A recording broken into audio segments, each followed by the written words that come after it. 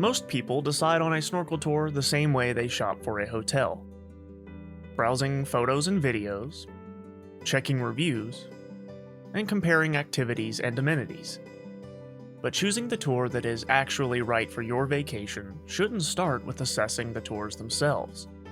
While review scores are a great indicator of quality, the real key is taking a good look at your group and deciding on their wants and needs.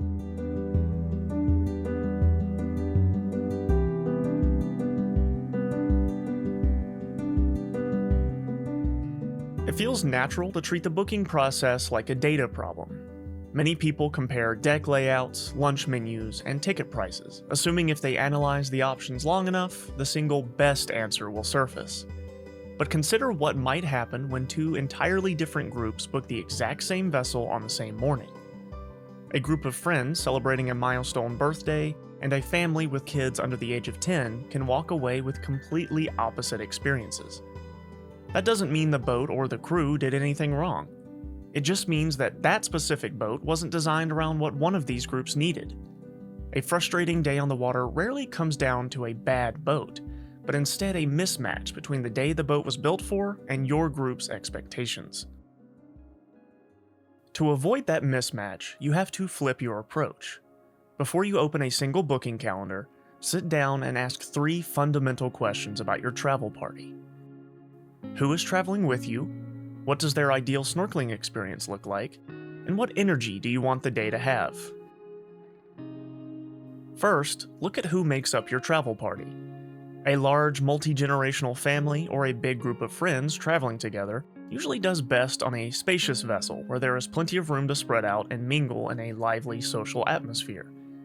On the flip side, a couple on a honeymoon or a small handful of friends looking for a more personal getaway will likely feel more comfortable with a smaller passenger count and a slower, unhurried pace.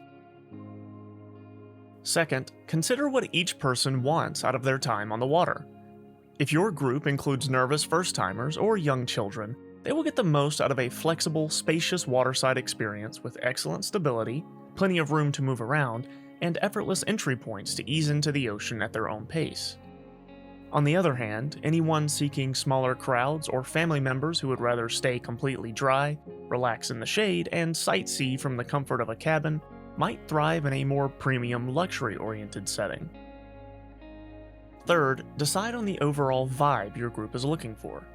A high-energy day out with a family is a completely different experience than a quiet, exclusive anniversary cruise. If you want a lively, highly social atmosphere with plenty of movement, you'll want to choose a trip designed to foster that excitement. If you prefer a quieter, slower-paced day when the unhurried boat ride itself is part of the celebration, you'll want to head in a completely different direction. There is no single correct boat to choose from. The ideal match isn't about finding the most expensive or the most popular option. It's simply finding the one that mirrors how you want to feel when you're out on the ocean. Start with your group's needs first, and the boat practically picks itself. If you've already figured out your group's style and want to see how our own 2 boats compare side by side in terms of layout, amenities, and onboard experience, we've linked a full breakdown video below to help you decide. We hope to see you out on the water soon.